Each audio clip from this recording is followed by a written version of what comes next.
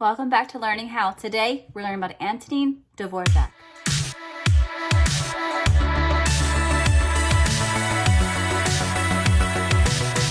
Dvořák was born in 1841 and he died in 1904. He lived in the Czech Republic, but he also later in life lived in New York. Dvořák started playing the violin at age 6. Later, he learned to play the organ and the piano. In 1892, Dvořák became the head of the National Conservatory of Music in New York. And in fact, his annual salary was $15,000, which doesn't sound like much nowadays, but back then it is like earning $500,000 a year. So he considered that a very lavish salary, and he was very well paid. He would also, when he lived in the United States, would vacation in a small town in Iowa that was primarily made up of people from the Czech Republic. Besides being a very famous composer, Dvořák was also a teacher, a performer, and a conductor. Dvořák is quoted saying, "To take a fine idea and make something great out of it, that is the hardest thing to do. That is what real art is." During this time in history, in 1879, Thomas Edison invented the light bulb. And in 1903, the Wright brothers flew the first airplane. The first song I'm going to listen to from Dvořák is called Slavic Dance Number 46. The Slavic dances were 16 pieces written in 1878 and 1886.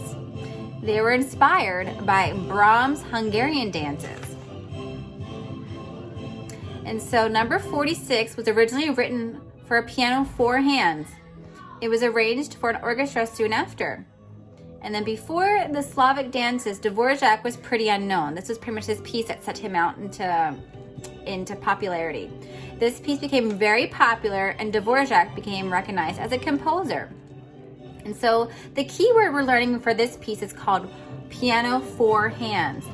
Piano 4 hands is a piano duet. It's when two players are both playing the same piano. So it's two people playing the same piano. It's called a piano 4 hands. When there's two people playing two separate pianos, that's considered a piano duo. So as you listen to this piece, what is the mood and the feel of this piece? How would you consider the tempo or the rhythm?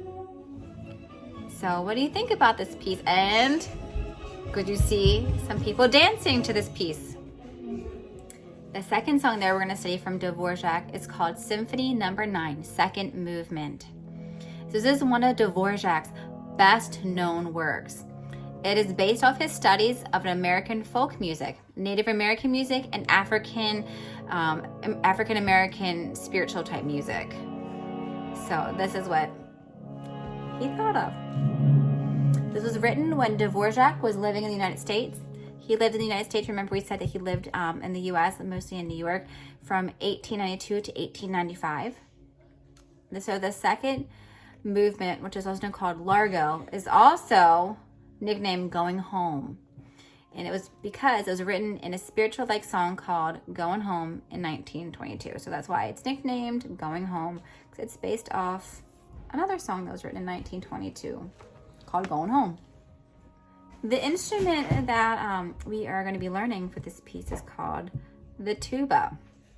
The tuba is a very large brass instrument with a large bell, and it has a low pitch. So perhaps you can hear the tuba in this song. And I remember when my kids were itty bitty, little toddlers, and they like to watch Little Einsteins, and this song was definitely in one of them. And so I'm gonna fast forward a little bit because this is a slow part right here. But I think this is when I'm gonna think about which episode of Little Einsteins I was on because I remember it, but I need to think it. I know. They say, "Rocket, we need to come home." Do you remember this? James, come here. You were an infant though. Hudson's pretty much watched that episode. I remember. Does anybody remember which Little Einsteins episode this came from? No. I think so. No. We're gonna find this out. This is no mission. Remembers the episode. What episode was it? Come a little closer so I can see your face. It was the one where Rocket needs to find a house. Okay, so if you're ever interested in watching the episode for the Einsteins, where Rocket needs to find his house. And he ends up doing what? They actually put him In a garage. a very big one. Yes. Like a warehouse. Yeah, that's In the kid's backyard. Don't listen to her. I'm not sure how the parents didn't recognize this. How did they have a warehouse in their backyard? I was called the fire department, dropped the tree down, and the problem solved. Oh, okay. The third song that we're going to be listening to Dvořák is called Symphony Number 9, New World, Movement Number 4. Neil Armstrong took recording of this new symphony with him on Apollo 11 moon landing in 1969. The symphony premiered in Carnegie Hall, New York City in 1893, and become one of the most popular of all time.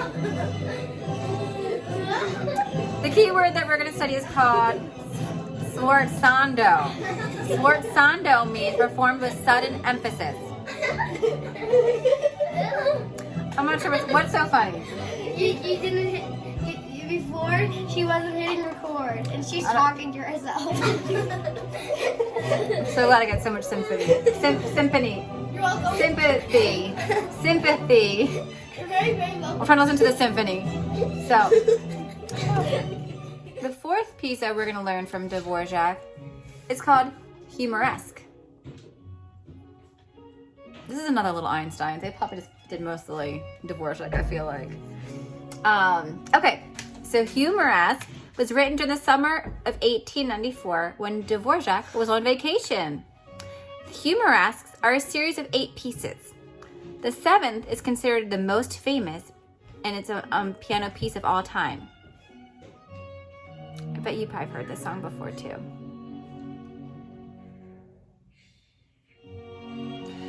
The keyword that we're going to study is called tremolo. Tremolo is a wavering of tone by altering 2 notes quickly. Let's hear if you can hear the tremolo in this piece.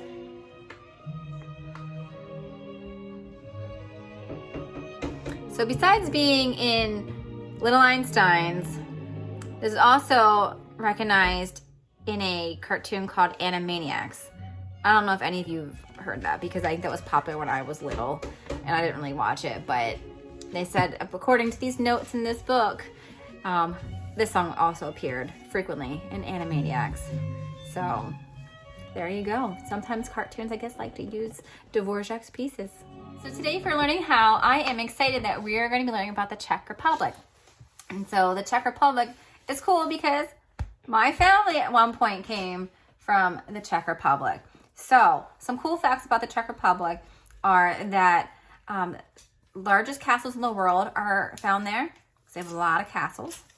The sugar cube was invented in the Czech Republic, and puppets are very popular. So today we're going to make our own puppets.